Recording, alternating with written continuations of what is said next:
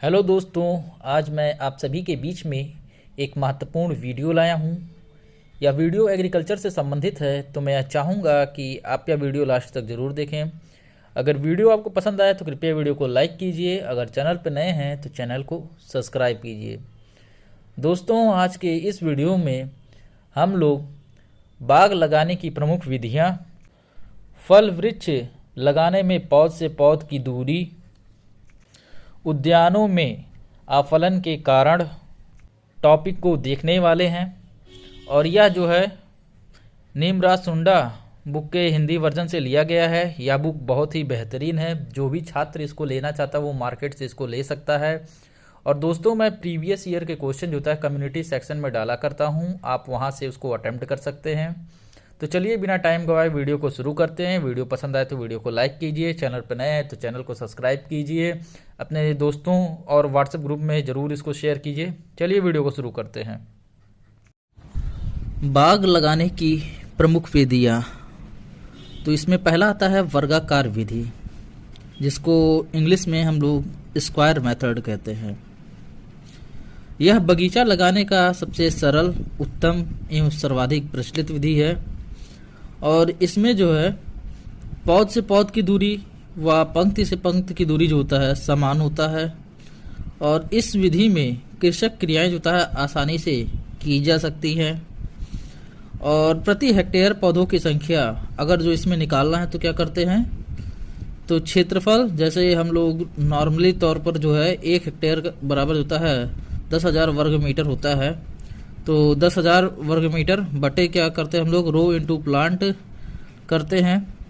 जैसे अगर जो हम लोग आम का मान लें तो 10 इंटू 10 होता है, उसको रखेंगे तो इसमें 100 पौधे आ जाएंगे। ठीक उसी प्रकार हम रो इनटू प्लांट किसी भी पौधे का रखते हैं और ऊपर जो है उसका क्षेत्रफल रखते हैं, तो उसमें कितना पौधा लगा हुआ है इसके बारे में जानकारी मिल जाती है। तो आर का मतलब क्या है, पंक्ति है, और पी का मतलब क्या है, पौधा है। तो वर्गाकार विधि क्या होता है, सबसे सरल, उत्तम और सर्वाधिक प्रचलित विधि है बगीचा लगाने का। पौध से पौध की दूरी व पंक्ति से पंक्ति की दूरी इसमें समान रहती है। अब सेकंड आता है आयताकार विधि, जिसको रेक्टेंगुलर मेथड कहते हैं। यह विधि जो होता है अधिक सघनता पौधरोपण यानी कि हाई डेंसिटी प्लांटिंग हेतु जो होता है उपयुक्त है। और इसमें जो है पंक्ति से पंक्ति की दूरी तो समान रखते हैं, परंतु पौध से पौध की दूरी जो होता है कम कर देते हैं, जिससे जो होता है वर्गाकार विधि की अपेक्षा जो है इसमें जो है अधिक पौधे लगाए जा सकते हैं। और इस विधि में कृषक क्रिया जो होता है आसानी से की जा सकती हैं। और अगर जो इसका भी प्रति हेक्टेयर पौधा निकालना है तो सेम उसी प्रकार से है कि क्षेत्रफल बटे जो होता है रो इनटू प्लांट रखते हैं, जहां आर का मतलब क्या है, पंक्ति होता है, और पी का मतलब होता है प्लांट यानी कि पौधा होता है। तो आयताकार विधि देखा जाए वर्गाकार विधि से किस प्रकार अलग है, तो आयताकार विधि में क्या होता है कि पंक्ति से पंक्ति की दूरी तो समान रखते हैं, लेकिन पौध से पौध की दूरी को कम कर देते हैं। जबकि वर्गाकार विधि में जो है पंक्ति से पंक्ति की दूरी भी समान रखते हैं और पौध से पौध की दूरी भी समान रखते हैं। और अगला है त्रिभुजाकार विधि, जिसको ट्रायंगुलर मेथड कहते हैं। यह विधि जो होता है अधिक सघन पौधरोपण हेतु जो होता है महत्वपूर्ण है, और अधिक जो होता है ढलान व ऊबड़ खाबड़ भूमि में पौध लगाने हेतु उपयुक्त है। और वर्गाकार विधि की अपेक्षा जो होता है इसमें कम पौधे लगाए जाते हैं। तो इसमें क्या है कि वर्गाकार विधि की अपेक्षा कम पौधे लगते हैं, और अधिक जो होता है ढलान हो या ऊबड़ खाबड़ भूमि हो तो वहाँ पर पौध लगाने की उपयुक्त विधि है। और अधिक सघन जो होता है पौधरोपण मतलब जो है कम दूरी पर जो होता है लगाया जाता है। अब अगला है षष्ठभुजाकार विधि, जिसको हेक्सागोनल मेथड कहते हैं। इसे सम त्रिबाहु यानी कि इक्विलेटरल ट्रायंगल विधि भी कहते हैं। और इसमें जो होता है 6 पौधों को मिलाकर षष्ठभुजाकार की आकृति का निर्माण करते हैं। वह 7वां पौधा जो होता है इसमें मध्य में लगाते हैं। मतलब 6 पौधा जो होता है किनारे किनारे लगाएंगे और बीच में जो होता है एक पौधे को लगा देंगे। और यह विधि शहरों के समीप उर्वर मृदाओं के लिए उपयुक्त है। और इसमें जो होता है वर्गाकार विधि की अपेक्षा जो होता है 15% जो होता है पौधे अधिक लगाते हैं। और यह विधि जो होता है खर्चीली होती है तथा रेखांकन करने में जो होता है कठिन होता है।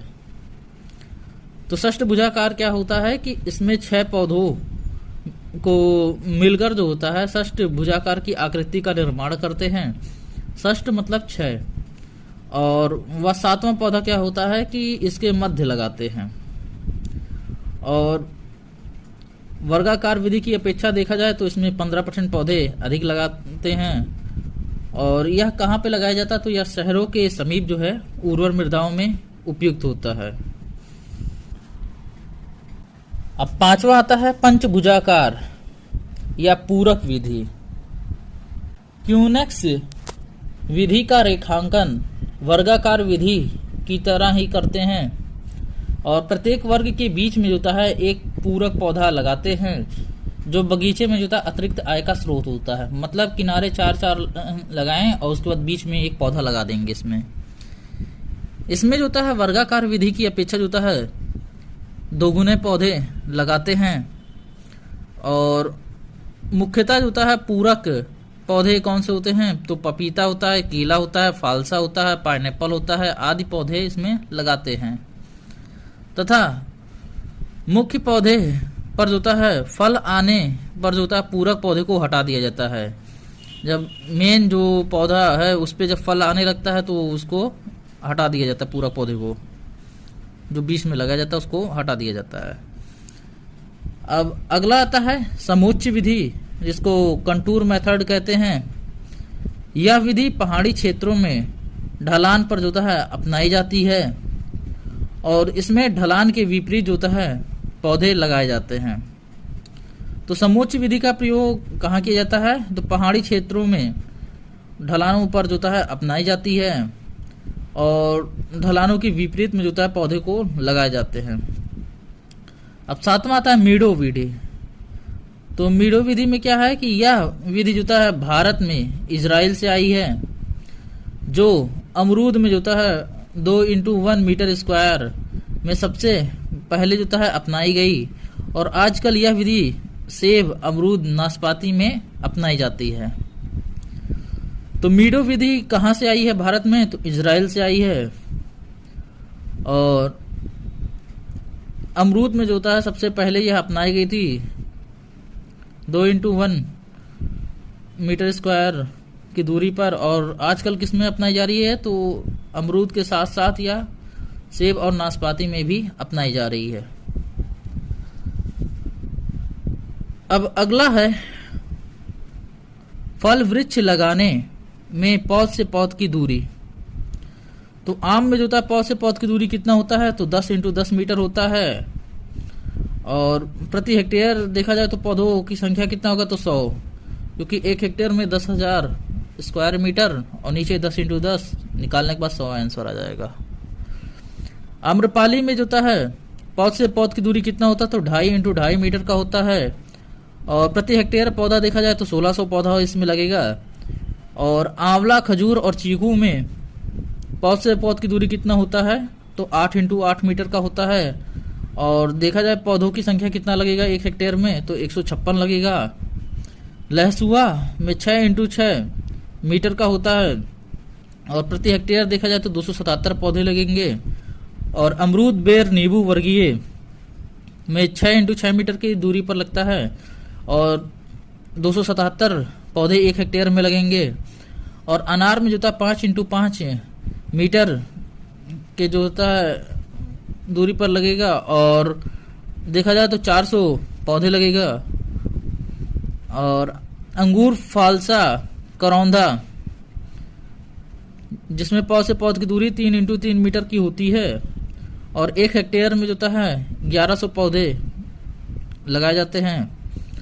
और पपीता का 2x2 मीटर पर होता है और 1 हेक्टेयर में 2500 पौधे लगेंगे। और पपीता पूसा नन्हा का जो होता है 1.25 इंटू 1.25 मीटर होता है और 1 हेक्टेयर में जो होता है 6400 पौधे लगेंगे। और केला का जो होता है 2x2 मीटर का होता है तो 1 हेक्टेयर में 2500 पौधे लगेंगे। पौधों को हमेशा शाम के समय लगाना चाहिए।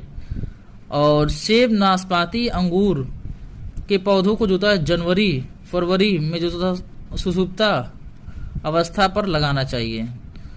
तो सेब, नाशपाती, अंगूर को कब लगाना चाहिए? जनवरी फरवरी में सुसुप्ता अवस्था पर लगाना चाहिए। और फलदार पौधों में खाद्य उर्वरक फरवरी मार्च एवं जुलाई अगस्त माह में देना चाहिए। अब आता है उद्यानों में आफलन के कारण। उद्यानों में बहुत से कम फल लगना, फल व फूल लगने के बाद झड़ जाना और एक वर्ष फल लगना और दूसरे वर्ष बिल्कुल भी फल नहीं लगना, ऐसी स्वाभाविक क्रियाएं आफलन कहलाती हैं।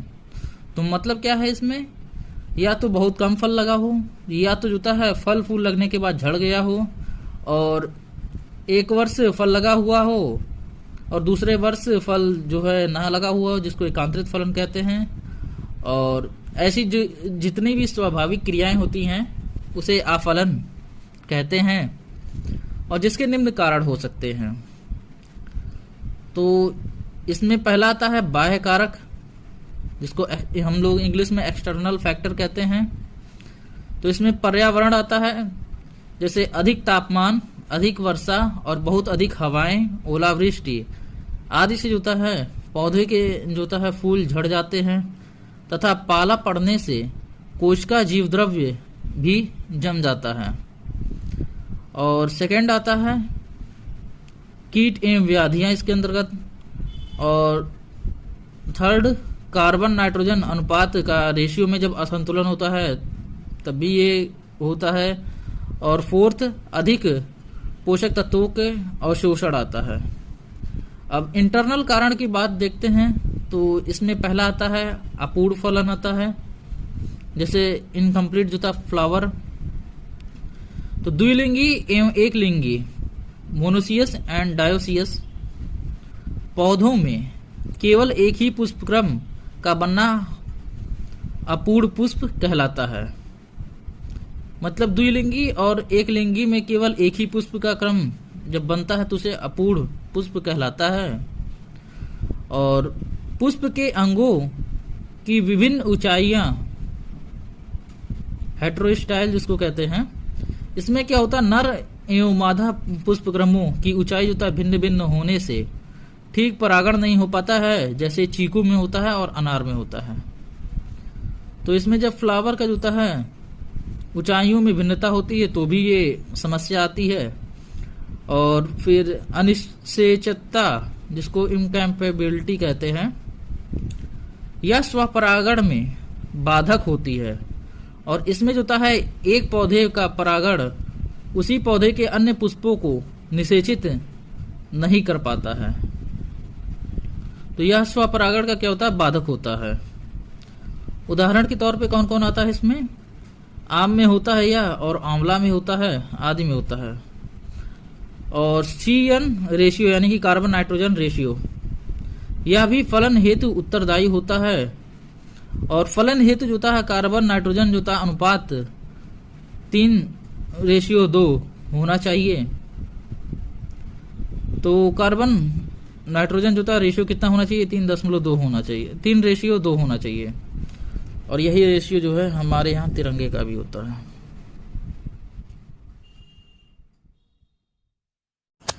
जड़ों को खोलना, तो इसमें क्या है नींबू एवं संतरे के पौधे की जड़ों के आसपास होता है खुदाई करनी चाहिए। और बी आता है डालियों को झुकाना, जिसको बेंडिंग कहते हैं। तो यह विधि अमरूद के वृक्षों में की जाती है। और सी आता है छाल परिवर्तन, जिसको रिंगिंग। और इस विधि में फल वाली शाखाओं पर जो है 2 सेंटीमीटर अंगूठी के आकार की जो है छाल उतार देते हैं, और जिससे जो है ऊपर की शाखाओं में फल निर्माण हेतु कार्बोहाइड्रेट एकत्रित हो जाती है। और यह विधि जो है अंगूर में करते हैं। और डी आता है खांचा बनाना, जिसको यह विधि जो है अंजीर में जो है अपनाई जाती है। और इस विधि में जो है पतझड़ी वृक्षों में जो है खांचा बना देते हैं, और जिससे इन शाखाओं पर जो है स्थिर सुसुप्त कलिका जो है उत्तेजित हो जाती है और नई शाखाओं को उत्पन्न करती है।